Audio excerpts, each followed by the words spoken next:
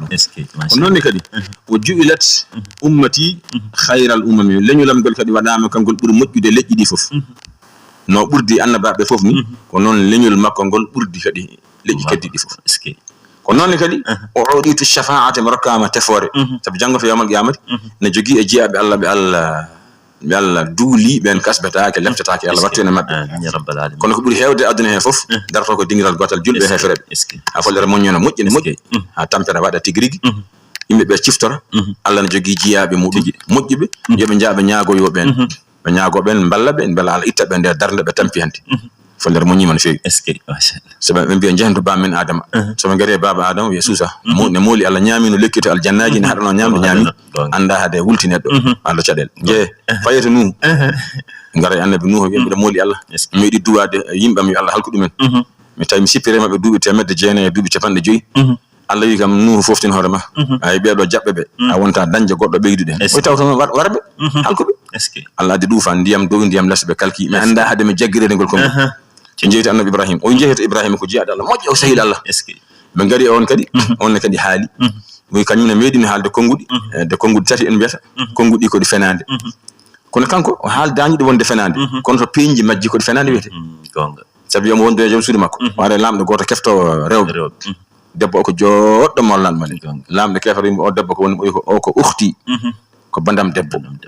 ande to peñji way kono wona jom suudi makko ko bandi ko debbo kono sa teskima kala debbo ko bandum debbo gorko ko bandum debbo gorko wana ko ukhti fil islam to der makko kanko kono peñji di way kono dum doni wonto haalno kadi tay won dawul be jogino be jaha kam fof ko kefragal wonno kon kanko Allah addimo tan ko neddo moƴƴo gilo suwani let o wi inni saqim min misallani gacce kam misallani tay mo selli o yo sellani gaso saqimo kadi taw bernam de ma way ko ne nyawani ko jahata do mum ko bernam de nyawita ko ton fandi to der makko fenani ko bowal ngal woni sabi o wi o sellani tay mo selli nden men dawi non yetta jambere makko yita am jogino Allah ji hakewi Allah hen goto buri mawnude jambere makko soppi Allah ji de fofo libe leydi yetta jambere de wakkini Allah mawdo o far suud makko yo no sella del be garti don ko tari Allah ji ne piya tuuti lele leydi sey Allah ji sahabe mbi onon kam la hawla wala quwwata hol badde ni goddo wi jiya biddo goto sagara goto nen don yo Ibrahim mbeden nana la wona go wona ji don ambo yanna Allah ji men abada kanko wadni ngaddu yam hande so Allah jabi tay ko kanko wadni ma golle haw maaya on tawi jidde yetti tan wi ma Ibrahim an ko an wadde do golle bonde la hawla wala quwwata ber wadde golle mata on ko yawat on do yaway galle fu don jaborte ko bakkido jambere kay ko bari ba jollobe kisba beddi hen be dani ha boy be dubbe jolle berde mabbe kam fu Allah hali suma likiso ala ruusim ala gura be sinan tinno defto jol bura bata sambi en jilo tan jettata joni non o wi odo bakir jambere kay marko on jawi o mari Allah ji di kay gor fo jolle berdum enen non ken boccode de Allah ron ko duncan horum on nafa en ala jawra Allah kay fotan jabbe soppet jambe Allah soppe jambe wawa duncande horum on way duncande go ala jawra ay be mbayino jogorbe yitu lawol ni so mon kiso la ruusi la gada alimta ma haula yandigun be bi he Ibrahim ana yana di Allah ji mbawa halde ay ni wonde be pellitande jewodi jangol be kubbe be beddo ay Ibrahim be moli Allah minna ma halina ha kongudi baadi ni dai kono non jeeto Musa ko jiadal moƴƴo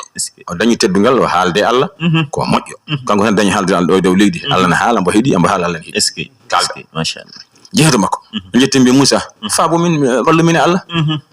on kam on mbawri Musa yimbe do moli Allah goddude kam mi tawino bandam goto ene juukano jogori neddo fida awno jogori ronde mo waare ledde to ledde fuur o sali joni non garmi jingol hebimi won fabni kam ndenkomi waajo wamre wotere arina e may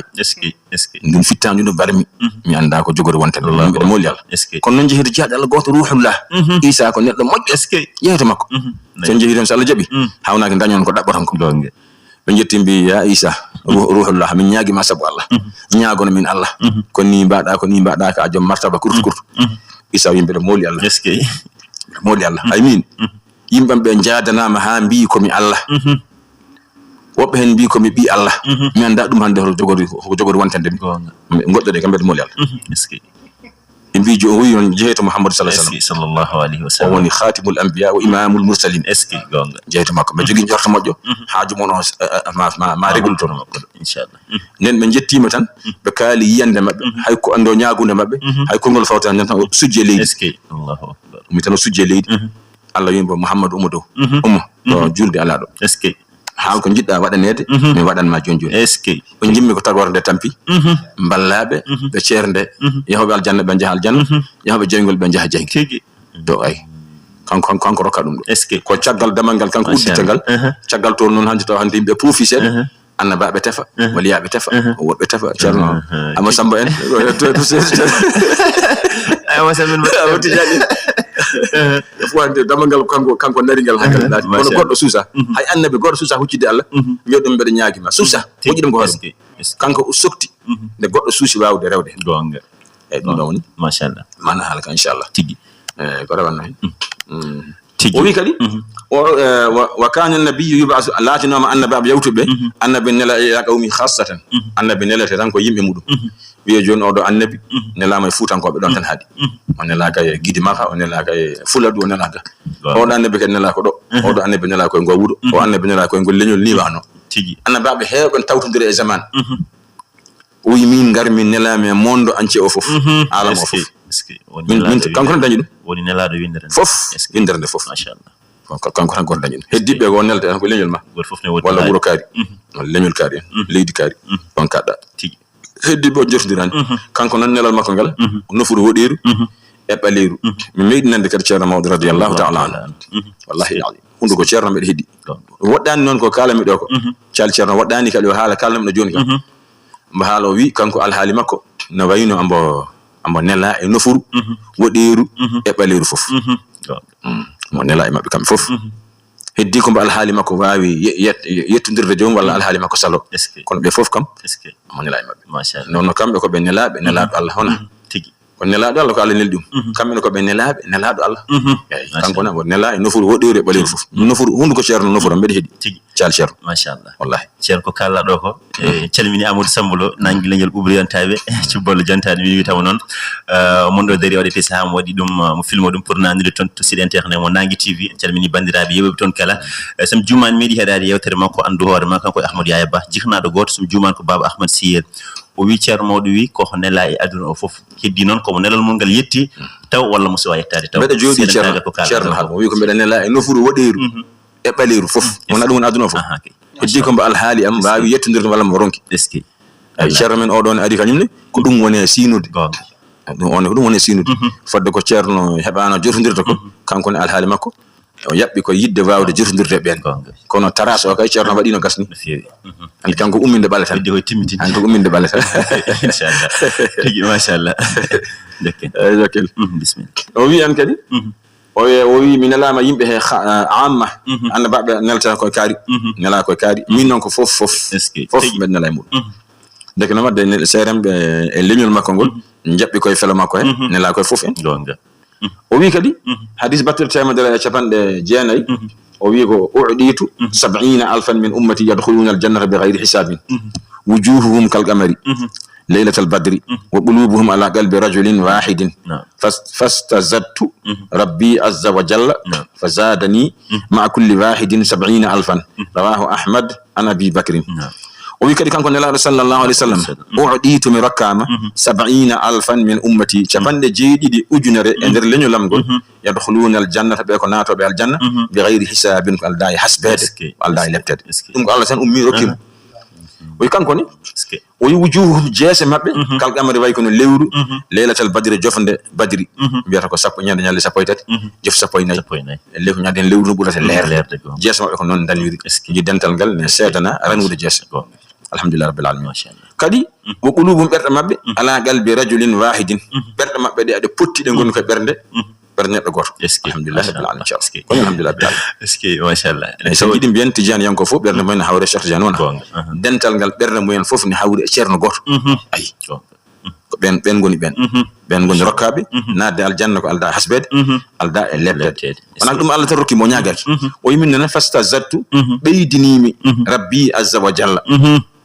min mbimi jomam bismillah jarama ko lokkuda kam ko mbeɗa ñaaguima ɓeydanam ɗo kam ko min ñaagui on sahano wi fa zadani o ɓeydimi ma kulli wahidin 70,000 ƴewtan ɗum ɗo ceerno kon daw limode han ndeke en natori nder inchallah ndeke so wiyama Cheikh Diane ko haali ɗo ko ndeke na faamo e deftere Allah he na faamo e sunna machallah tigi ay ɓen capanɗe jeeɗiɗi ujunere ɓe serluɓe wadde neɗɗo fof banggue neɗɗo fof banggue kala hen goto wiya daroɗa o itta capanɗe jeeɗiɗi ujunere o wadda e o adda goto kadi capanɗe jeeɗiɗi ujunere kadi wadda e on ha kamɓe fof ɓe gasi bandal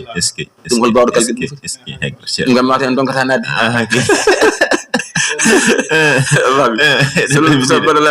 inchallah donkata nadde hen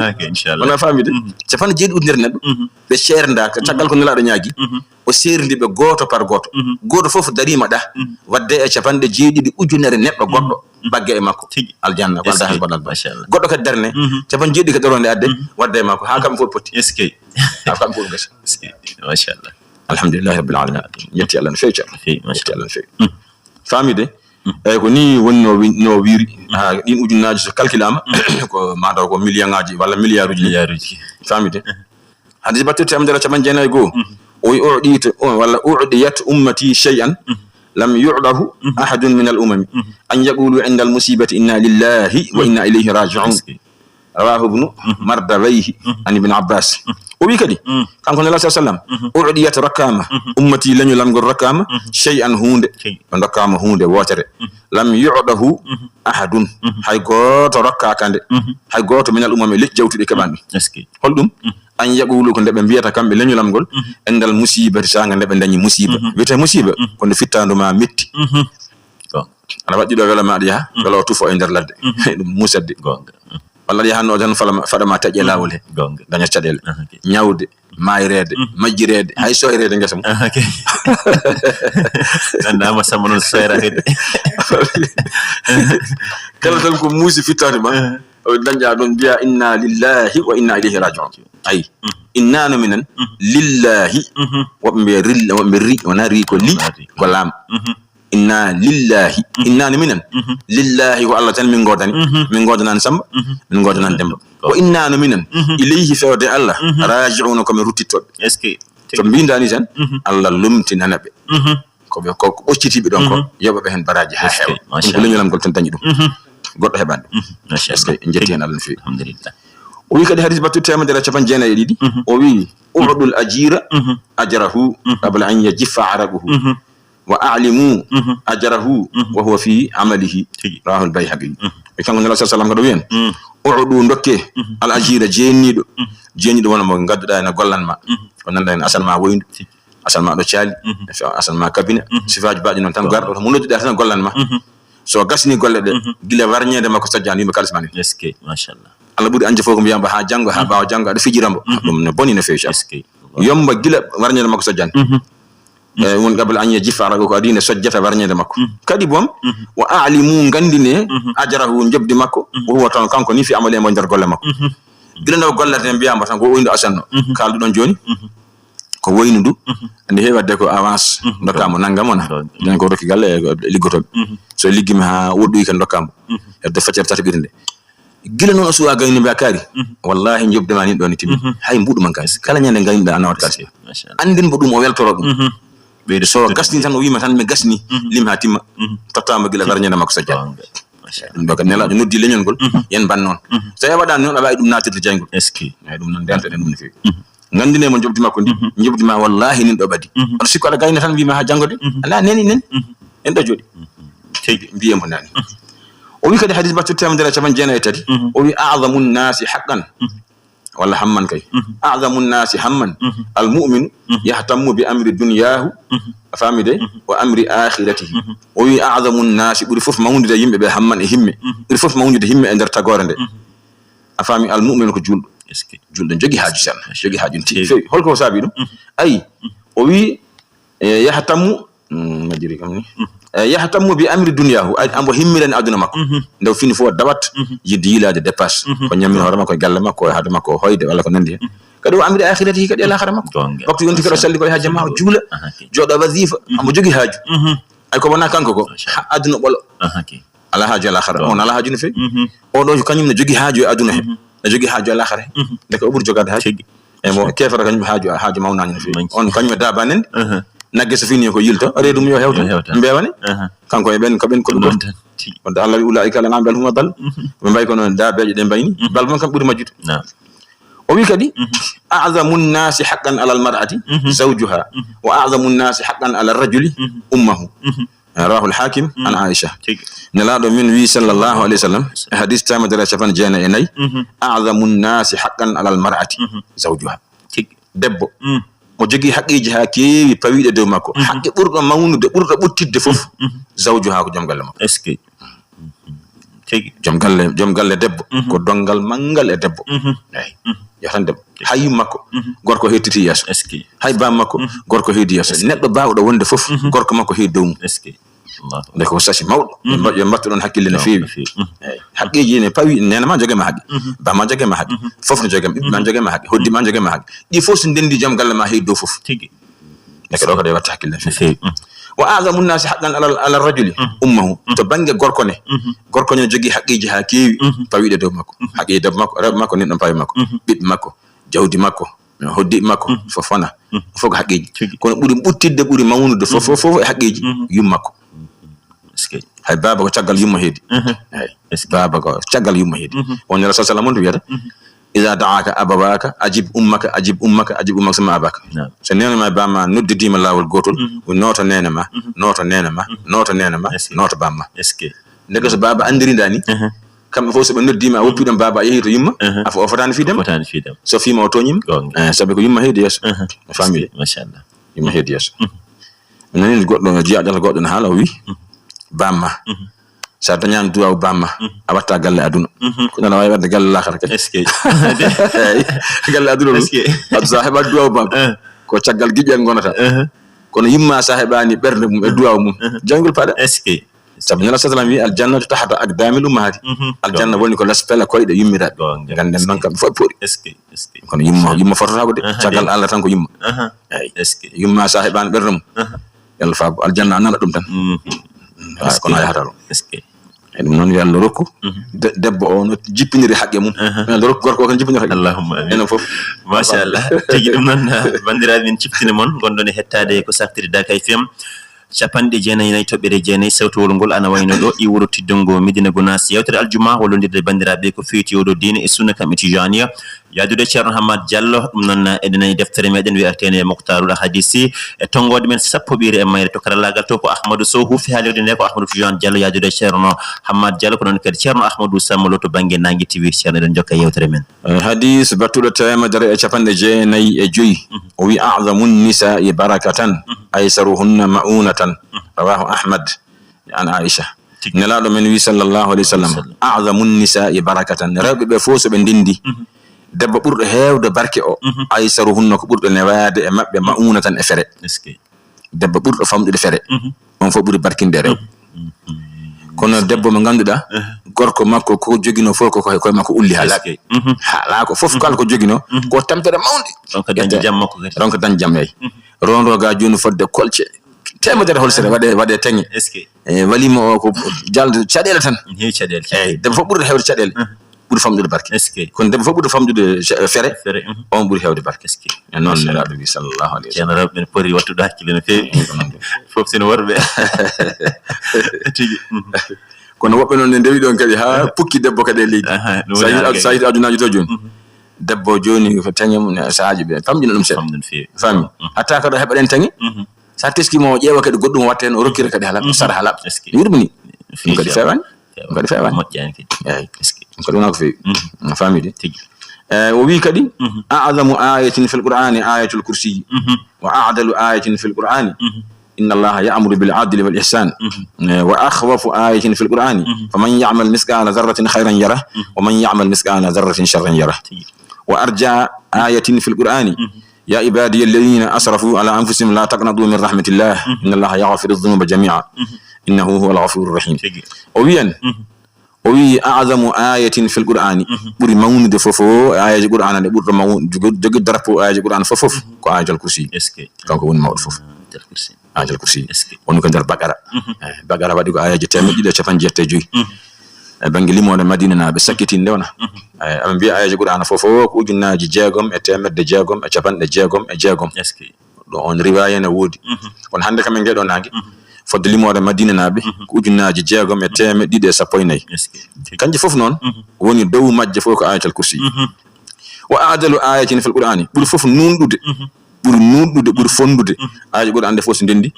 Allah to Allah wi inna allaha ya'muru bil adli wal ihsan Allah ne yamiri nundal ngal won pondugol ambo yamiri mojjingol eske no ayna wadi fayda machallah kanji fof wadi fayda kono o don noddi koy nundal fondu kula Allah ponda an ka goto e darta goto tan ton hay goto ponda rewbe ma ponda bikon ma ponda fof kadi mojjina e o do ay ko aya burdo nundude aaji qur'an fof wa akhwafu ayatin fi qur'an aaji qur'an de fof ndendi bur hulbinaade ko aya biide fa man ya'mal miskala zarratin khayran yara kala goddo golludo ko fotino miskala zarra e mojjere maw yi jobdi mu zarra non ko mettolon tokson kon mettello bur kon famdude kon sa golli mojjere ko foti non jango Allah jogi puwa poddo non eskay ho person ma o yamma machallah o man ya'mal miskala zarratin sharran yara kala kadi baddo ko fotino miskala zarra ka e worodde kadi e bone ma yi dum kadi o do ayin hulbini wonde ke dum hulbini koy joni yimbe gite nen dara ko fotan dar ko foko ko winda noppinen kedo ko fotan hedati ko winda hundu ko ne hal ko fotan halde ko winda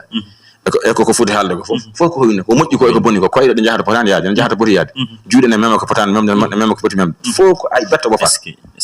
de ko do ay ko kulbini ala ko monen ci fof ne winda wa arja ayatin non fil qur'ani ayaji de fofo buri jogede hen jorto e majje fof odo ay qur'an biido ul wi be annala sallam ya ibadi alladhina asrafu heymon jiabe am fakitin be badbe shirku billahi walla mbadi wargoji ha keyi mbadi gofi Allah tan ha heewi Allah anfusima do pital mabbe mbadi hen bonandeji butti wi be la takna du oto piptode min rahmatillahi yurmede Allah inna Allah yaghfiru dhunuba jami'an Allah na yafo dendangal bakatuji fof no ndiderno mo yafa Allah tawda hay shirku billahi sa tubi o yafata won yafata ko ma ya shirku sa wadi shirku ma yi o yafata ko kono sa wadi shirku woppi arte ko l'islam pewdo Allah yafata de ko wadde odo ay qur'an on e leltine berde gonga kala ko pondendeji mon kewi sen pellite on dotti mon tubi min Allah mi yafo hala odo kadi odo ay budi wadde njorto ay qur'an de fof machallah hadith batul tema dara chapande jeena e jeedi o wi اعلموا أنه ليس منكم من أحد إلا مال وارثه أحب إليه من ماله مالك ما قدمت ومال وارثك ما أخرت رواه النسائي عن ابن مسعود وي كان كنا صلى الله عليه وسلم اعلموا غنده أنن يمبه أنه كوني فيه ليس لا تاكي منكم من أنن يمبه بفو دبا غوركو بدا جاي بالاي من أحد هاي غوت على ايمون إلا سونا مال وارثه جود دون مكو أحب إليه ولا أحب إليه بريد دون مكو من مال جود مكو غوت من فوف جود دون مكو وبري هرسند جود مكو كان كور مكو عندنا هاوني انا جون كده لا في الحلاب بسم الله وجنون مالك jawdi ma ko ma gaddamda ko gardinda jawdi ma di ko mbadda hen lahal Allah gonga askal waddi ituda totuda miskinebe cakkida jokirda hen endam ma taw yeso ndin ko jawdi ma sabi ndin ma natirde aljanna malu warisika jawdi donama kon gaccuda tagal ada ayna ada sipre hen ada yarna ada pinga asakal yaltata hay kultu ada salo hay holtude yogoda tim sheki fale dakade ala ko dorde moƴƴi ngo kuddi andere yen tan pina suba gotam bo sa hawre leydi hay kasanke ma so tawi tan baggi o wiyama ne hebbi nembe ala bibbe calor mesra jeedi tan yon be beddo ma be ngara pecce jawdi mi nyam ndike neddo foti jogade hakkille sa jogima jawdi ma nyam hen taw nyam hen hakara njara ha dumdita kolta hen maha hen nyammina miskinede dum nemoda hen sa mayi ko gaccuda don fo rono be na e kono sa jodi ma asakal yaltata asakota ko a muddata ko a lubirta dinna fara cher tan hamaya ja yalla judi wala tampere tan dum non enen jarri bora non yidde jawdi donateri goppen enen ko men ko dandu en on bone amin ya rabbal alamin o wi kadi أعلنوا هذا النكاح وجعلوه في المساجد واضربوا بالدفوف وي أعلنوا فنينة هذا النكاح قال له دوغال أي دوغال وانا كسولته فنينته كاري ركام كاري دو تاني حساب نانغام موجي نباتن دوني waja'aluhum bade dawgal ngal fil masajid jamaaji ande jamaa ton rendete kaali en kume dawal der jamaa no batten doni ton humate yimbe fof leede de fof ganda kaari humani kaari tigi dum moƴƴini fewi o wadri bu piye bom biddu fuufe taballiji dental ngal wadanno adani e joni o tabalde fiye den do ko cabbi tati wonno cabbi tati fiyam tan dul labi tati ko kumal est-ce que so yam laabi jiidi dum firti ko mayde so tawi non limmo bila adadin ko limmo dul ko taw lewru soynata lewru yam kor kana humme jango walla kor kana humte jango walla jabbungal cerno dum kam limode ala dum kam ko jokkodirta a famide dum kam ko bila adadin tigi ay ko non dum way wadri bu biddu fu piye hen taballeji wiya dum iko woni ko kaari humani kaari tigi deke dewgal wana ko suudata jogi wobbe non suutobe dem rasodo debbo tan suudo tan ha wona sagata o maaya tan be ngara tigi be ngari ko ronde bamma nayi ñono ko medon wonto sipiroji hareji wona taw baba galle ko suud non wado galle ay gottinani dawgal fatan suudet foti ko feñinen tigi neka sono suude o foti suudade ko ñamminirta leedi ko normalement wala dawgal gay fota suude tigi wi hadith batul temedere chaban jeenay o wi i'mal للدنيا كأنك تعيش أبدا وعمل لآخرتك كأنك تموت غدا اسكي وي اعمل غولن للدنيا كأدنى ما كأنك هواينا آن تعيش رود دو أدنى أبدا هاتشي اسكي غول أدنى ده غولو رم أينو أو واتفوف غول تيد هواينا آن أونا مايو وعمل لآخرتك غولن الآخرة ما كأنك هواينا آن تموت جوجر مايد غدا جانغو الآخرة وكذا سايهيتون شيكته كو جانغو تانغا مايو أكيد تين داتو ndeke wadde wiide tan reggina diine o tan bolo ko alda aduna ko hunde ñingade wiide reggina aduna o bolo ko alda diine o dum buri ñingede ndeke liggo aduna ma liggo al-akhirah ma ko non wiya tigi o wi kadi hadith battu teme didi don darne sahaji don de teme didi o wi teme didi ightanim khamsan qabla khamsin hayataka qabla mautika wa sihhataka qabla sukmika wa faraghaka qabla shughlika wa shababaka qabla haramika wa ghinaka qabla faqrika rawahu al-bayhaqi an ibn abbas o wi ightanim way kon wiide aldinoro walla mbiya profit khamsan gede joyi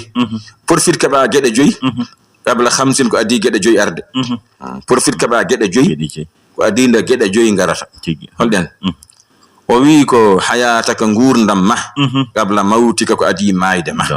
ayna ngurda ande rokuma balde ma ko limade profil ma ko lima ay do profit mojjina aduna ma mojjina la khalama do sa wil sindima ha ngurdam dum yehi a mojjinani onta mojji a famide e dum nan toppito e der ngurdam madam ngollana hen ngurdam dam ngollana hen mayde de anani ko nonne kadi wasihataka qabla sukmika de celludande gollan cellal ngal gollana nyaw en celdande oto pu jama tigi wudra wazifa oto fu gollude golle modde nande den tangal wen dawli yamirore ne katanda daw ka nyawo yo so boy sa nyawe nata wawde jama nata wawde jama nata wawde yamirore nata wawde fof na de celludande amiri hen nyawo gollu gollana nyawo cellal ngal nyawo fof fo kejje hen jango jam sa nyawi wona habi altare tigi ade hebe baraji ma di kebondadi ona ko nonne kadi wa faraghaka tama won danje jot e der danja jot nde gollu hen qabla shughlika ko adi soklama dum wayata cugule jibinam dañi duubi jeegom duubi jeedidi nana ma jangde ngel profil ngel jaba jangude til janga qur'an janga hadith janga gandal fof sabi do ngel woni ngel ni angel jogi ta ñamdu magel ko ngel jogana ngel ñam yarde koltu cellal fo ko joga sama jogi haqqille yo profit dum ko iwata gonga so toppinima dañi hen gandal so yi ha o mawni o dañi do rakama debbo problème ari gonga sabi nde rasata nde tawra hanti ko tottama hoore makko hebi hirane makko kanko jogoto debbo makko am wadda hen ha boy bikkon ngara janta hen tiajal mbadi jonni ndew dañi tande so jaban jangude joni ko jono jangata cedede beedeto mo jono dan jang jogore addu sabunde neska ko gasi mburu ala do wutte kesi jimmi nan gandal ne hebo don hen hebota ko nonne kadi wa shababaka e sagatagal ma gollu hen qabla harami ko adinde naywata gonda sagata golkonde o yitino hen kadi moƴƴi adama naywude ko nonne kadi wa ghinaka ngaluma gollu e der ngalungu qabla faqri ko adi basal ma ne gonda galande hajjoyi hen ma jumaaji ma jamaani musidɓe men Alhaji Abdoulaye Walla wona wadde ɗon machallah tigi mbaɗa moƴƴereji fof adi basal darata tigi ɓe anda fof ko juuɗe Allah woni e ɗum noon ne gonɗa gallo nde tinno mbaɗa hen haqqeji janggo e jaam so tawi Allah waɗi basal aroyi on saha tawa gacce mbatta dañata caɗele dañƴo ngaalu no hajjure wasi hajjude so wasi noon hanto no yiiɗi yaade makko no jawdi yeehi ko jaggate sabu miɗi jogade dañino yaade wasi yaade jonde ko gollondirten eyi dañino jawdi o jaɓani askude ha jawdi ndi boni joni o yiiɗi askude joni nimsi te jawdi yeehi hono way ko ɓili yalla faabo en yalla ɓiltu en allahumma salli ala sayyidina muhammadin wa sallim hadis battuɗo temeɗɗiɗi mbeji eyi ɗon nder ɗin inchallah